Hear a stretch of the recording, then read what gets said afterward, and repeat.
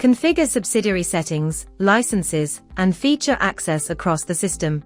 Company setup begins in the Company Master module, defining the core organizational structure. Selecting a subsidiary loads its configuration, context, and current operational state. The summary view consolidates license status and key contact information. The Configuration tab centralizes control of system behavior and feature availability. Activating access features enables dependent modules for the selected entity. The Edit view supports updates to external-facing attributes and communication settings. Biometric options define whether face recognition and liveness checks apply to attendance devices. Code generation rules specify whether sub-company identifiers are automated or manually assigned. The Features panel confirms license allocation against active usage.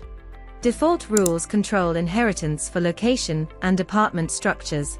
Master module settings manage global availability of functions such as shifts and holidays.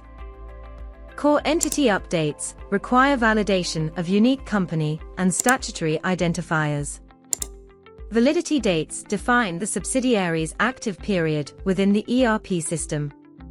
Module toggles enable or disable supporting workflows, including visitor management. Saving applies the updated configuration across all associated employee records. Thank you for watching. Connect with us to see this in action.